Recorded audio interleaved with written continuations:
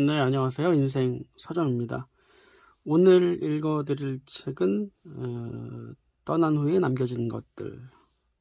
좀 특별한 책이 아닌가 싶습니다.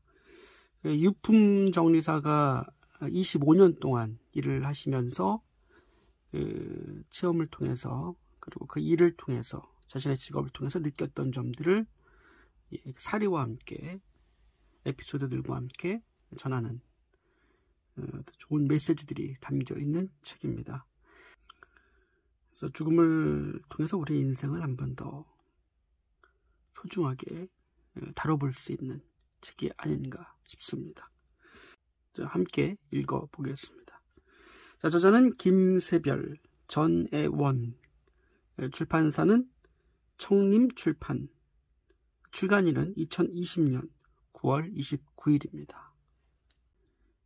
오늘은 발췌한 부분이 한 7부분이 되는데요. 함께 나눠보도록 하겠습니다. 네, 첫 번째입니다. 작곡가가 꿈이었나 봐요. 무슨 소리야? 서울대 치대 수석 졸업생인데. 그건 졸업한 학교죠. 치대에 나왔다 해도 하고 싶은 건 다른 일일 수 있잖아요. 순간 뒤통수를 한 대 얻어맞은 느낌이었다. 직원의 말이 맞았다. 치대를 졸업했다고 해서 꿈이 꼭 치과 의사라는 법은 없었다. 편지 내용을 미루어 보건대 넉넉지 않은 집안 형편에 부모님 건강도 좋지 않고 다른 형제를 언급하지 않았으니 외아될 확률이 높았다. 그가 의사가 되고자 했던 이유일 것이다. 감당할 것도 책임질 것도 너무나 많았던 무거운 인생. 그러나 정작 그가 하고 싶은 일은 노래를 만드는 것이었다. 그것이 그가 누구에게도 털어놓지 못한 꿈, 부모에게도 말하지 못한 꿈이었다.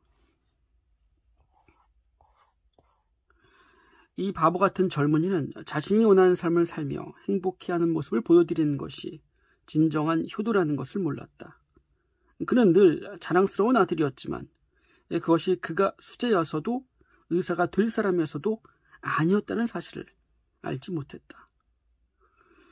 부모님에게 그가 소중한 까닭은 다만 자식이었기 때문이다. 살아있는 것만으로도 눈물겨운 존재가 자식이라는 것을 그는 미처 헤아리지 못했다.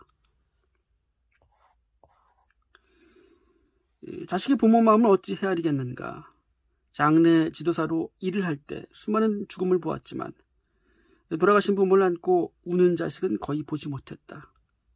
하지만 부모는 반드시 자식을 품에 안는다. 유품론리사가 이제 유품을 정리하면서 그 고인의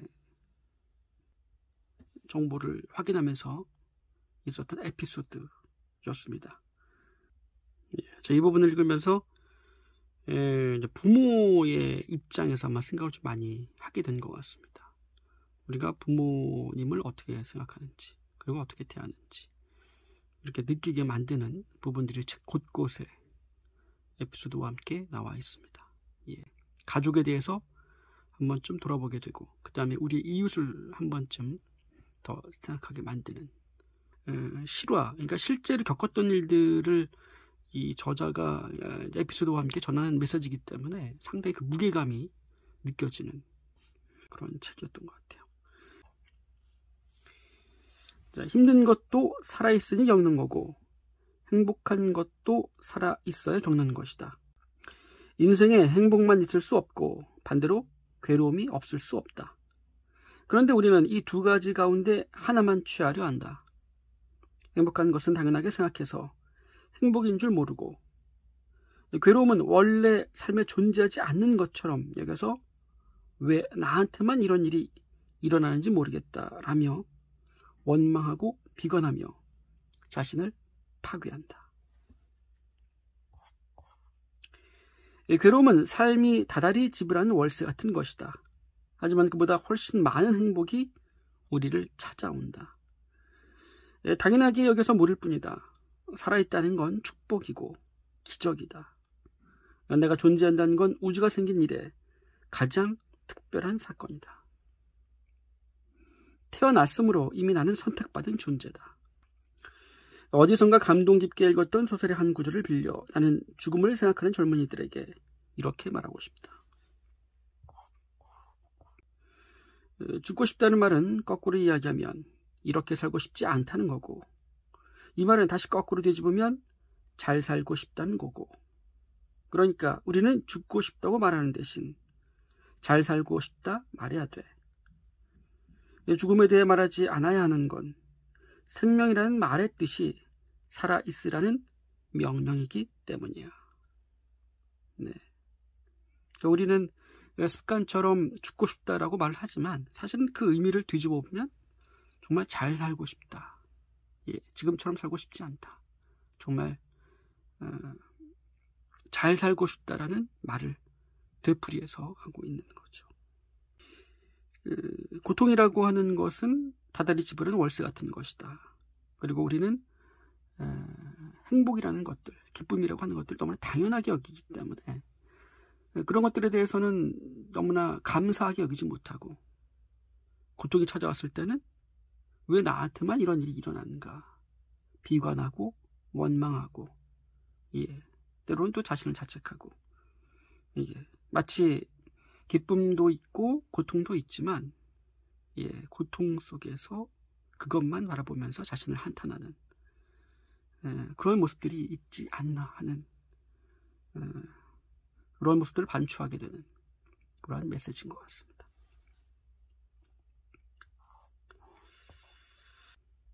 세 번째 발제글입니다. 이 세상에 나를 사랑하는 사람이 있다는 것을 아는 것만으로도 우리는 살아갈 힘을 얻는다.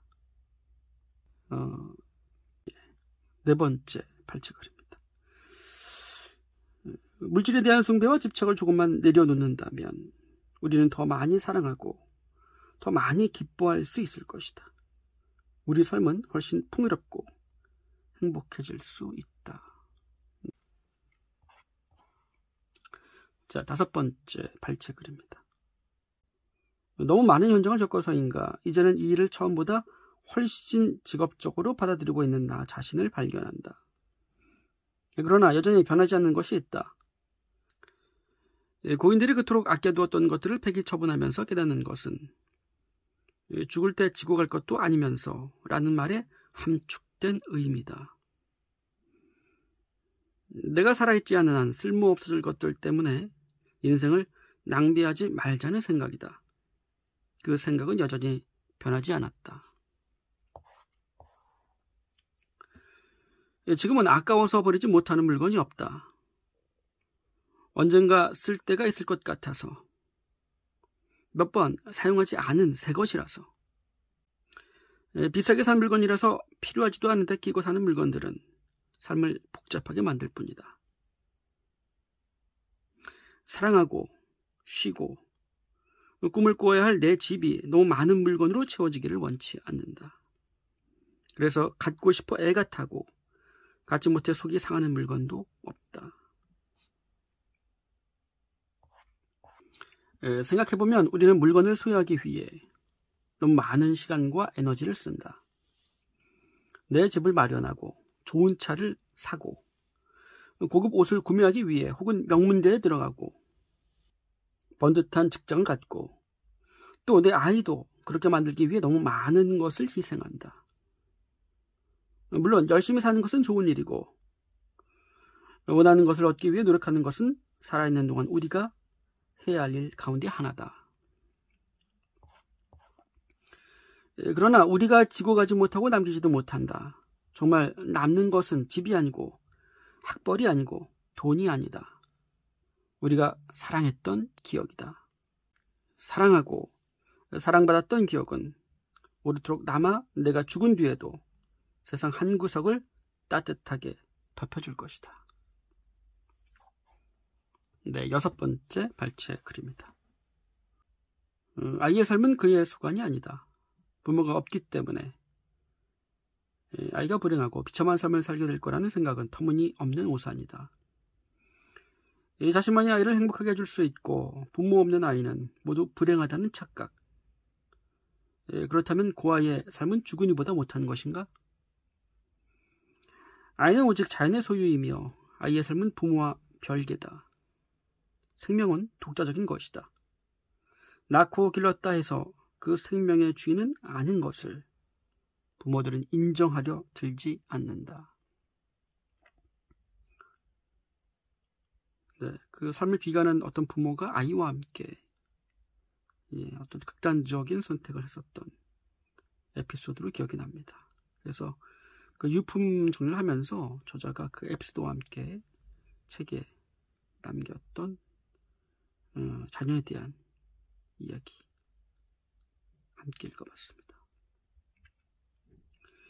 부모가 자녀가 자신의 소유라는 생각을 저희도 쉽게 갖게 된 것 같아요. 그래서 아이를 함부로 대하거나 자신의 어떤 자신의 소유인 것처럼 생각을 많이 하게 되는 경우도 있는 것 같습니다. 그 자녀 자체도 결국 타인이라는 것, 독자적인 존재라는 것, 그것을 인정하는 마음의 자세가 필요한 것 같습니다. 자, 마지막으로 그 책 마지막에 보면은 이 저자가 아름다운 마무리를 위한 7계명 이렇게 해서 7가지를 또 전하고 있습니다. 그 중에서 7개 중에서 제가 한 3가지 정도만 옮겨봤습니다. 자, 1번. 삶의 질서를 세우기 위해 정리를 습관화하세요. 이건 아직 쓸만하니까 라며 버리지 않고 모아두시는 편인가요? 주거 공간을 정돈하지 않고 방치하는 것은 삶을 방치하는 일과 같습니다. 실제로 쓰레기집에 가보면 처음부터 쓰레기가 쌓이도록 내버려둔 경우는 없습니다. 세상에 상처받고 사람에 실망하고 먹고 사는 일에 치여 삶의 의지를 놓을 때 게으름도 함께 찾아옵니다.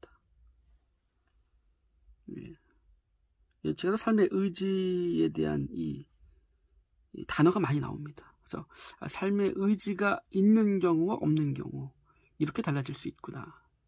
그걸 좀 극명하게 느낀 부분들이 많이 있었던 것 같습니다. 우리의 일상을 지탱하는 것은 먹은 그릇을 설거지하고 먼지 앉은 가구를 닦고 바닥을 걸레질하는 것처럼 사소한 일들에서 시작됩니다. 쓸모없는 물건은 과감히 버리세요. 주변 사람들에게 나눠주어도 좋습니다. 중요한 것은 내가 사는 공간을 단순하고 청결하게 유지하는 것입니다. 내가 떠나고 난 자리가 아름다울수록 남겨진 사람들의 슬픔은 덜어집니다. 이 부분을 읽으면서 저는 여기 관련된 또 책 안에 이야기가 있습니다. 근데 이 부분을 읽으면서 평소에 저의 아내도 그렇지만 집에서 사실 집안일을 많이 하는 사람은 남자보다는 여자가 더 사실 많이 하죠. 그래서 많이 이제 도와줘야 되는데 불구하고 저도 많이 도와주지는 못합니다. 근데 그런 일상적인 것들, 설거지하고 또 청소하고 또 걸레질하고 또 빨래하고 이런 것들이 우리의 일상을 지탱해주는 굉장히 중요한 일들이구나 라는 것을 저는 새삼 깨달았습니다. 그래서 이것이 유지가 되지 않으면 우리의 일상이 돌아가지가 않겠구나. 그러한 부분을 좀 느꼈습니다.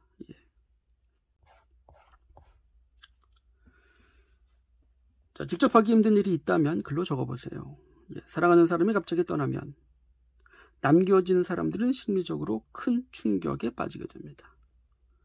차마 말할 수 없는 고민이나 아픔이 있다면 노트를 마련해 일기처럼 조금씩 적어보는 건 어떨까요? 쑥스러워 얼굴을 맞대고는 말할 수 없었던 고마움이나 사랑을 표현하는 글도 좋습니다. 그리고 남겨진 사람들이 발견할 수 있도록 눈에 잘 띄는 곳에 보관해 두세요. 당신이 떠나고 난 뒤 상실의 고품에 빠져서 힘들어할 사람들을 위한 작은 배려가 될 것입니다. 조금 마음에 좀 찡하는 그러한 느낌도 오는 글인 것 같습니다. 죽음을 준비할 때 우리가 이제 얼굴을 보면서 얘기하기 좀 어려운 부분들이 있지 않습니까? 그래서 남겨진 사람들을 위해서 평소에 하고 싶었던 이야기, 그런 것들을 글로 적어 놓는다면 나중에 갈 때는 또 예고 없이 가기 때문에 남겨진 사람들이 이러한 말씀을 하고 싶었구나, 이러한 이야기를 평소에 좀 하길 원했구나, 그러면서 조금은 덜 슬퍼하고 또 좀 덜 힘들게 만들어줄 수 있는 배려가 아닌가. 근데 좋은 것 같습니다. 그래서 죽음을 준비할 때 이런 부분들이 필요하겠구나. 전혀 생각지 못한 부분들이죠. 아름다운 마무리를 위한 7기명 중에 제가 옮겨온 두 번째 글이었습니다. 가족들에게 병을 숨기지 마세요. 한 아버지가 하나뿐인 딸에게 짐이 될까 두려워 병을 숨긴 채 6개월을 홀로 버티다 사망했습니다.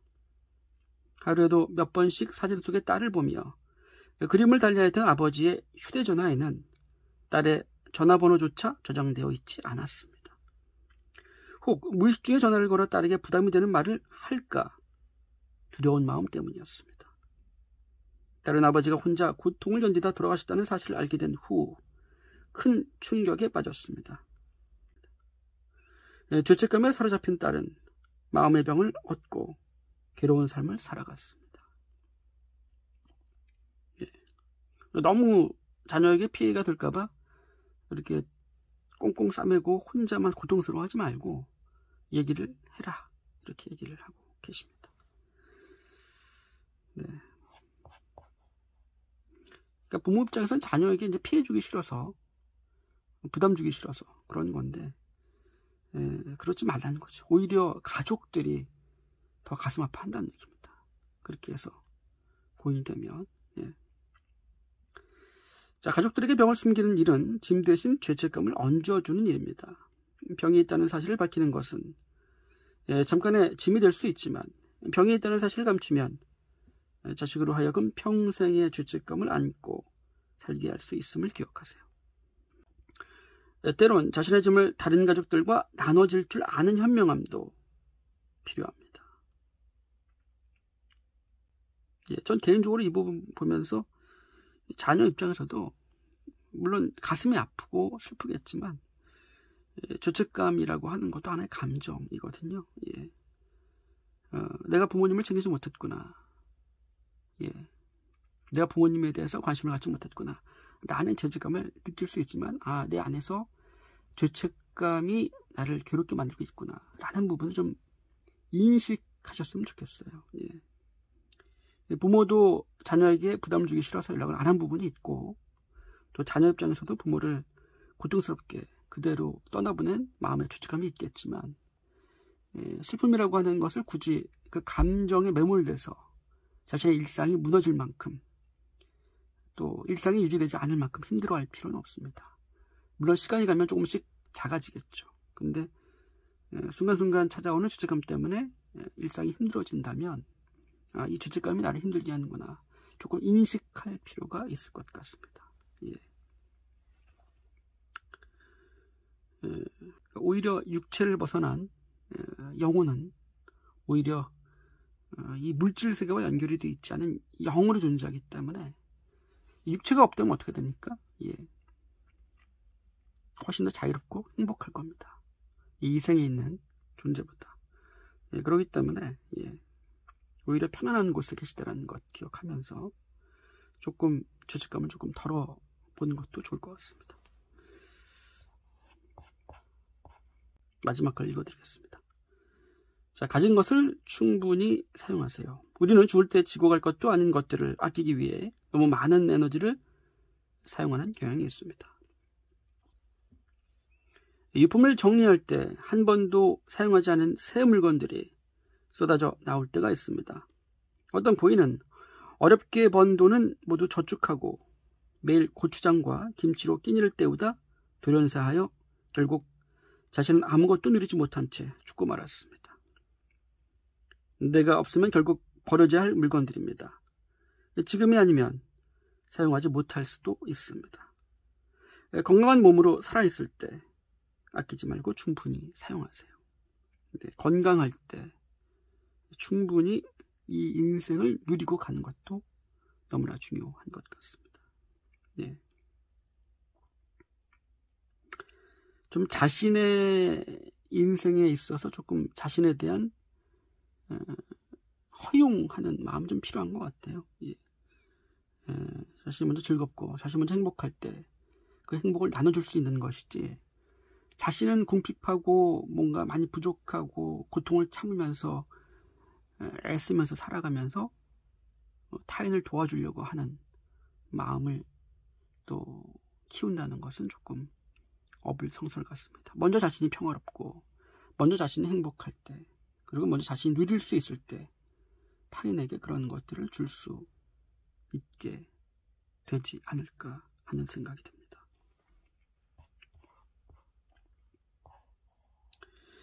유품 정리를 시작하면서 가장 크게 배운 것이 있다면 가진 물건은 잘 사용하고 필요 없는 물건은 과감히 버리는 것입니다.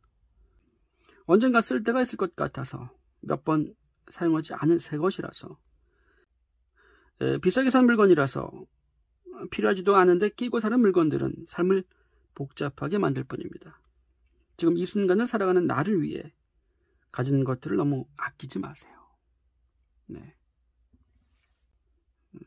너무 자신을 위해 아끼지 마시고 조금 쓸 때는 과감하게 쓰는 것이 더 좋은 것 같습니다. 그래서 조금 풍요롭게 인생을 누리시고